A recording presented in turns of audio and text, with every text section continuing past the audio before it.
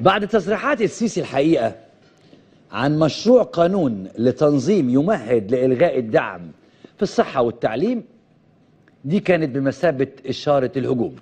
السيسي اهو بيقول احنا بحاجة، مصر بحاجة إلى تريليون دولار لتتناسب مع الزيادة السكانية، وطبعا مش هيجي لنا تريليون دولار، وبالتالي أنا مش عارف أشتغل لأنه مفيش تريليون دولار وأنتوا بتخلفوا. وكان في كلام عن أكتر من طفلين خطر، وراح السيسي قال الجملة دي: لازم الإعلام والمثقفين والمجتمع والناس يهتموا بالموضوع ده أكبر من كده. العب ونتفهمه كويس قوي، واهلنا في الريف واهلنا في الحضر واهلنا في كل مكان. صدقني اكتر من طفلين مشكله كبيره جدا. سمعت كلام كتير من فتره كده يقول لك ايه، اعمل قوانين يعني حاده وبتاع. فقلت لهم لا، وحتى الكلام ده طلع في الاعلام، قال لك انتوا في المداخله اللي انا عملتها، وقلت لا، مش كل الامور ممكن تتعمل بحده، لكن تتعمل ببرنامج، واحنا شغالين على البرنامج ده. وزي ما الدكتور قال كده ان احنا هنوفر الخدمات المطلوبه لهذا الموضوع بدون تكاليف.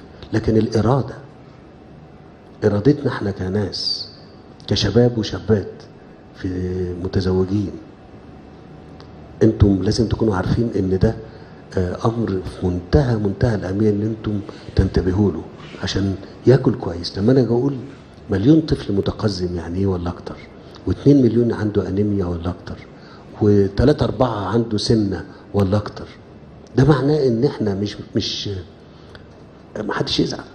انت مش منتبه لطفلك، انت مش مهم بس انك تاكله، انت عايز تنتبه له، تتابعه، تبص عليه، تشوفه بيمشي ازاي، بيقدر يتحرك كويس ولا لا، اكله كويس ولا لا. لما يكونوا 3 ولما يكونوا 4 ولما يكونوا اكتر من كده، مش هتقدر تعمل كده.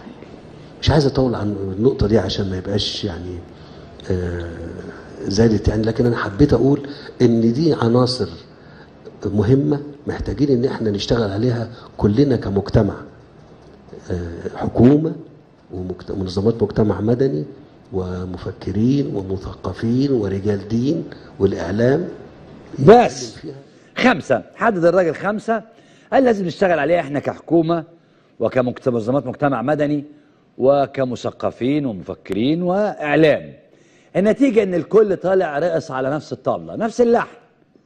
البرلمان على طول اشتغل على اللحن. ادي البرلمان يا حضرات، برلمان اطلب عينيا بعد تحذيرات السيسي مشروع قانون لتنظيم النسل ومواجهة الزيادة السكانية. ايه بقى هيعمل ايه؟ قال لك كشفت البرلمانية رانيا الجزائري انها اعدت بقى تؤمر يا عبده مشروع قانون ستقدمه للبرلمان خلال ايام لتنظيم النسل ومواجهة الزيادة السكانية، بعدما اصبحت خطرا على يهدد الدولة ويقلل من ويبطئ يعني من نموها الاقتصادي ويهدر حق المواطنين في الحصول على خدمات جيدة. وقالت الجزائري في تصريحات العربية نت أن القانون المزمع يتضمن تمتع الأسرة من أب وأم وطفلين بمجان التعليم، خدمات تأمين صحي، حصول على دعم، مضيفة أنه في حالة إنجاب الطفل الثالث، يا ولا إيه يا بنت الجديد ده؟ حاجة جديدة قوي دي. يا حضرات البرلمانية دي بتقول الزيادة السكانية خطر بيهدد البلاد، وأصبح في كمان تحركات برلمانية لمناقشة الطابلة واللحن بتاع عبد الفتاح. خبر تاني بيتكلم على مش بس برلمانية، لا ده في برلماني، ادي برلمانية اهي، لا كمان في برلماني قال نفس الكلام، بيلعب على نفس اللحن، يطالب بملف اهو، ملف بحالة ملف الزيادة السكانية لمجلس الشيوخ. يلا بقى ولع، الراجل اداكوا اللحن. نائب وزير الصحة طلع يقول الفقر والبطالة والأمية أبرز سلبيات الزيادة السكانية. يلا اللحن هو. وزيرة الصحة نفسها طلعت قالت الزيادة السكانية تكلف الدولة المصرية 54 مليار جنيه سنويا فاصل 4. يا سلام. أما وزيرة التخطيط فطلعت قالت حاجة مهمة جدا، حرقت دمي والله العظيم يا هلا السعيد، أنا بقالي كتير جدا ما اتحرقش دمي قد ما أنت حرقت دمي. قالت لك أنت كمواطن من أول يوم ما بتتولد من دي 1 لحد يبقى عندك 70 سنة بتكلف الدولة يا ابن الذين 1.5 مليون أهو. الولايه دي غبيه؟ بيجيبوا لنا الناس دي منين؟ الله يخرب بيوتكم. بقى المواطن بيكلف الدوله من ساعه اول يوم ولاده لحد سن ال70 مليون ونص. اولا الرقم عار عليكي، ده الواد ده كان بياكل ايه في ال70 سنه؟ تبن، ادي واحد. ثانيا بقى، هو حضرتك مش فاهمه ان المواطن ده بيطلع يشتغل ويدفع في التعليم، وبعد ما يخلص تعليم بيشتغل، ويوم يشتغل بيدفع لك ضرايب؟ ده المواطن ده يا حيوانه هو اللي الدوله عايشه على الضرايب بتاعته. ده المواطن ده يا بهيمه هو اللي بيدفع لك مرتبك. ما قلتيش ليه بيدفع كام ضرايب في ال70 سنه؟ ما قلتيش ليه المواطن ده مديون بسببكم بكام؟ جايه تقولي اصل المواطن بيكلف الدوله، ده على اساس انها من بيت ابوكي، ده على اساس انها من بيت السيسي. لا يا ماما، فلوس الدوله جايه من جيب المواطن. ثم انتوا مين اصلا؟ ومين اللي جابك؟ انتوا مين؟ جبتوا الفلوس منين؟ مش من جيب الشعب؟ ولا هم بياكلوا من جيبك وجيب اللي معينك؟ بسيطة جدا. مش عارفين تشتغلوا، في غيركم يشتغل. انتوا بتعيشوا الشعب، الشعب بيدفع لكم وبتذلوه. انا ما شفتش بجاحة كده بصراحة، ولا غباء كده.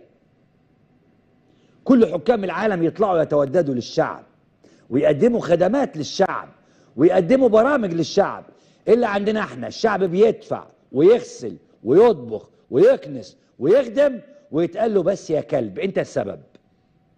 انت بتكلفني 1.5 مليون في 70 سنه. انا ما اعرفش اقسم واطرح 1.5 مليون في 70 سنه يعني ايه؟ يعني كان بياكل بقد ايه؟ يعني 1.5 مليون جنيه في 70 سنه. في 70 سنه. الاعلام طلع غنى على نفس النغمه دي، نفس اللحن، نفس اللحن. تامر امين طالع يقول وانفعل. تامر امين افتكر فجاه، قام من النوم لقى في زياده سكانيه، فطلع تامر امين بص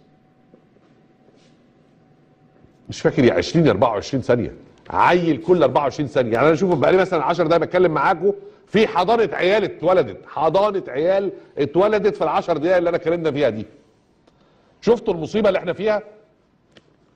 حضانتين 3 اتولدوا، وانا لسه بقى ايه بقول يا هادي معاكم في الحلقه كده وبنفك مع بعض الكلمتين. حاجه في منتهى الصعوبه والخيال. ونرجع نقول خلاص انتوا خلاص عرفتوا بقى القاعده، الشعب كتير يشوف الموارد قليل، الشعب ثبت او مسك نفسه الموارد تكبر فيشوفها كبيره فنتنعم بيها كلنا. عشان كده في اوروبا هم ما عندهمش سحر وما عندهمش حاجه فظيعه غير اللي عندنا. هم عندهم توزيع عادل للثروات لان الموارد قد الناس اللي موجوده. حلو. انا هناقش البقره ده، سيبك هرجع للباس تاني. انت اصدقك انت ولا هيكل؟ هيكل في رساله لي لمبارك اول سنه 82 في صفحه 250 من الكتاب ده قال حاجه بسيطه جدا ما فيهاش سحر يعني. قال بالنص كده: هناك جماهير تحتاج الى ما هو فوق نطاق المعجزه، ومؤسسه الدوله لا تستطيع صنع المعجزات. جماهير تحتاج الى ما هو في نطاق، ايوه هو الكتاب ده، الى هو ما في نطاق المعجزات، ومؤسسه الدوله لا تستطيع صنع المعجزه. حلو قوي. كلا الطرفين على حق. دولة عاجزة فعلا والجماهير عايزة فعلا، كلا الطرفين على حق. ويقول هناك مؤسسة دولة في يدها كل الصلاحيات، ولهذا فإن الجماهير تطالبها بكل الاحتياجات. كلا الطرفين على طريق صدام. طب نعمل ايه هيكل؟ حط هيكل العلاج في الصفحة دي يا حضرات في نفس الكتاب في صفحة 213 بيقول بالنص كده: وإذا كان الحق أحق أن يقال، إذا لا مفر من الاعتراف بأنه لا بديل عن بداية جديدة ليس لها إلا مدخل وحيد، هو أن تعود الأمور إلى الشعب. إذا كان الشعب يطلب المعجزات فواجبه أن يصنعها، وإذا كان هنالك من يدعو للتضحيات فهو وحده الذي يستطيع أن يفرضها على نفسه، لأنه هو الذي سيدفع تكاليفها. بسيطة بسيطة. الدولة عاجزة ما عندهاش، هو بيقول كده، الدولة عاجزة ما عندهاش، عندها حق. الجماهير عايزة معجزات، عندها حق. الدولة تملك كل الصلاحيات، والجماهير بتطالبها بمعجزات، ليهم حق. هيصطدموا ببعض، الحل ايه بقى؟ اللي ما يعرفش يسلم للي يعرف. بس كده، بسيطة يعني. ده هيكل، ده هيكل يا حضرات. نرجع بقى للحن. اشتغلوا كلهم على نفس اللحن. الباس طلع كمان قال لك لو الرسول كان حيا بيننا، والمصحف كانوا رجموك انت. لو الرسول كان حيا بيننا لما قال حديث تناكحوا تناسلوا. تخيل، ده بيفكر للرسول كمان، ده الراجل بيفكر للرسول. الله، طب ما تخبط لنا انت حديثين ثلاثة حلوين كده ونمشي عليك حد، والمفتي جاهز. لو الرسول كان بيننا حيا بيننا لما قال حديث تناكحوا تناسلوا. كمان أما نشأة الديهي فطلع قال خطورة الزيادة السكانية لا تقل عن الإرهاب والفساد والإهمال. روح ببقك كده. ده خالد ميري رئيس تحرير الأخبار قال لك الزيادة ما بقول لك هو لحن كله مشي عليه.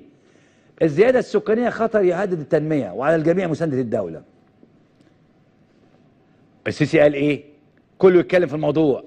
احنا كدولة، مجتمع مدني، مثقفين، مفكرين، اعلام. مظبوط؟ خلصنا الاعلام، اللحن اشتغل، وصل اللحن الى رجال الدين. دار الافتاء طلعت اطلقت هاشتاج اسمه تنظيم النسل جائز شرعا.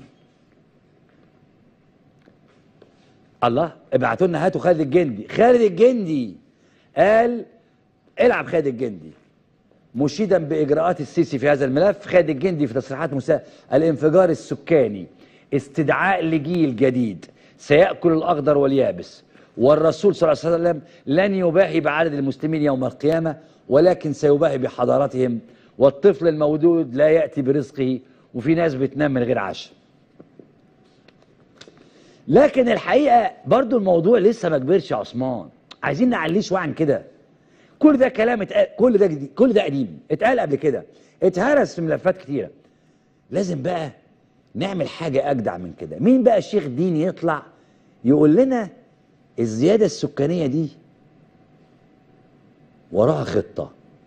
استدعوا عبد الله النجار فطلع قال الإخوان يشجعون المواطنين على كثرة الإنجاب لإرهاق الدولة. صدق يا ريتها كانت نامت عليك. يعني الموضوع بقى ده الجديد، إنه الموضوع يلبسوا الإخوان. الإخوان عايزين يبوظوا الدولة، فيبوظوها إزاي؟ يدخلوا على اوض النوم يوحوا للستات والرجاله خلفوا خلفوا خلفوا خلفوا. وفي الاخر هي مش مشكله سكان، هي مشكله نظريه الهروب. شوف مواطن لخص الحقيقه، البوست ده شوف كده اهو. محمد عبد الباسط عيد: عدت الى منزلي بعد ان قضيت معظم النهار في المرور، واسمه عند الناس مركز حلب وشفط وتقليب المواطن.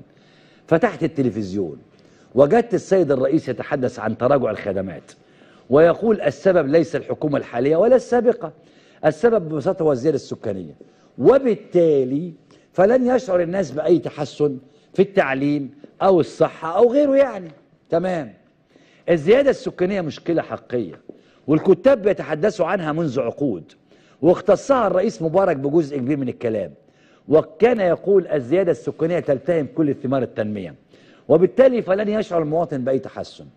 بدا الرئيس محبطا، والحقيقة أنا أيضا أحبط، لأن الرئيس تراجع عن مقولته الشهيرة مصر قد الدنيا بعد سنتين فحسب، أو ما قلته استلموا مصر جديدة في 30 يونيو 2020 بفضل الله. الله أكبر. سبب إحباطي ليس آلاف الجنيهات التي وضعتها في خزينة الدولة هذا النهار بتجديد الرخصة 3 سنوات فقط فوق ال 4000 جنيه. أنا محبط لأن الرئيس الصرف دون زيادة، لأن الرئيس أغلق الباب تماما، وذلك بعد أن أطلق الناس يده في كل شيء. تحرير سعر الصرف دون زيادة في الدخول، زيادة الضرائب أضعاف مضاعفة، توسع مذهل في الإنشاءات والإنفاق الحكومي، ويقابل ذلك تراجع مخيف في الصحة والتعليم. الفباء الضرائب يجب أن تقابلها خدمات مساوية، غير كده اسمها الحقيقي جباية. كما أني من الفئة التي يفترض أنها تحظى بفرصة طيبة، فأنا لم أنجب غير طفلين، وصرت على يقين أنه لا يمكن أن يكون لهما مستقبل في هذا الوطن، على عيني والله وأنا بقول كده. الحقيقة أن الرئيس تولى مقاليد البلاد وهو يعلم مشاكلها، والزيادة السكانية مشكلة وتحتاج مواجهة حقيقية، وليس من الحكمة أن تصبح الشماعة. لقد أطلق الناس يد الرئيس في الإصلاح الاقتصادي أو ما يسمى كذلك، وتفضل هو برسم السياسات وتقديم الوعود، ومن بعده جاءت الحكومة لتنفذ، ثم جاء البرلمان ليؤيد ويؤكد ويبصم بالعشرة أيضا. إذن فما ذنب الناس؟ لم يشارك السيسي الناس في أي شيء، لم يناقش نوابهم الحكومات في أي شيء، بالعكس الحكومة بتحط الضريبة ومجلس الشعب يراها غير كافية ويرفعها شوية دنيا. السيسي هو الذي وعد، وهو الذي طلب من الناس أن تنتظروا، وهو الذي رسم السياسات، وهو الذي وضع الأولويات، والناس رضيت وعاشت على أمل أن تتحسن الأحوال. ثم جاء السيسي اليوم وألقى بالكرة في ملعب الناس، ومن حلو الكلام الدنيا ريشة في هوا. الراجل ده لخص الحكاية، لخص الحكاية فعلا. طب ما انت جاي وعارف عبد الناصر 66 بيتكلم عن الزيادة السكانية، السادات اتكلم عن الزيادة السكانية، مبارك اتكلم عن الزيادة السكانية.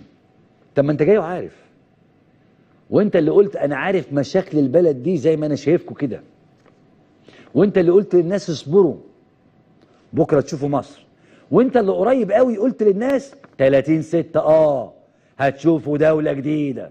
هو انت ما كنتش تعرف؟ انت اللي خدت مليارات البلد رميتها في الصحراء عشان تعمل عاصمة إدارية، كان ممكن تعمل مدن جديدة. يا حضرات ببساطة المشكلة ليست في مساحة مصر ولا في ان الناس بتخلف كتير. على فكرة هو بيعاير المصريين وبيخلفوا كتير، بس انا هفكركم انتوا كلكم يوم ما وقف قدام محمد بن زايد وعلى طريقة النسوان لقح كلام على قطر وقال الشعب المصري بيفطر كل يوم مش عارف بكام مليار. كنت بتتباهى بايه؟ احمد موسى من يومين طلع قال قطر مش عارف بتعمل كام رغيف واحنا بنعمل 267 مليون رغيف. هو انتوا ساعة ما تيجوا تهاجموا حد تنبسطوا بالعدد، وساعة ما تفشلوا ترموها على العدد؟ ما ترسى على حل. مصر أكبر دولة عربية، مش بس تاريخ ولا عشان موقعها الجغرافي، عشان عدد سكانها. أحمد موسى أهو بيقول لك قطر تنتج 50,000 رغيف في اليوم، ومصر بقى بتنتج 270 مليون. طب ما انتوا بتتباهوا بالمصريين أهو. السيسي نفسه قدام محمد بن زايد قال كده، قال الشعب المصري بيفطر كل يوم مش عارف بكام مليار. حد فاكر الفيديو ده؟ لما كان قاعد الراجل اللي اسمه محمد بن زايد الخاين. انت ساعة ما تيجي تتباهى على العالم تتباهى بعدد الشعب، ولما تفشل تقول الشعب هو السبب. خلينا نشوف الكوميكس ده. عندك حقوق انسان كلمني عن تعليم جيد، تعليم جيد ما عنديش. فاكر انت القصة دي؟ عندك حقوق انسان كلمني عن التعليم الجيد، عندك تعليم جيد كلمني عن تحديد النسل. الخلاصة يا حضرات زي ما قال هيكل، دولة مواردها أو دولة فقيرة وشعب عايز معجزات، تمام جدا. دولة في ايدها كل الصلاحيات، كل الصلاحيات، وشعب بيطالب الدولة دي بأنها تحقق المعجزات، عندهم حق. طب ايه الحل؟ الحل ان اللي ما يعرفش يمشي، اللي ما يعرفش يمشي، اللي ما يعرفش ازاي يدير شركة ويرمي على الموظفين يمشي. قضية السكان، ذات السكان يا حضرات نموذج ازاي بتدار القضايا في مصر. السيسي بس هو اللي بيدير، يطبل فالدولة كلها ترقص على كلامه، يغني كل النظام يبقى وراه جوقة أو كورال. مش مهم بيقول صح ولا غلط، مش مهم كلامه مفيد لمصر ولا لا، مش مهم كلامه حلال أو حرام، المهم إنه لما يقول يسمع صوت واحد كده آمين. عشان كده مصر هتفضل ترجع لورا طول ما الجعر ده كابس على نفسها.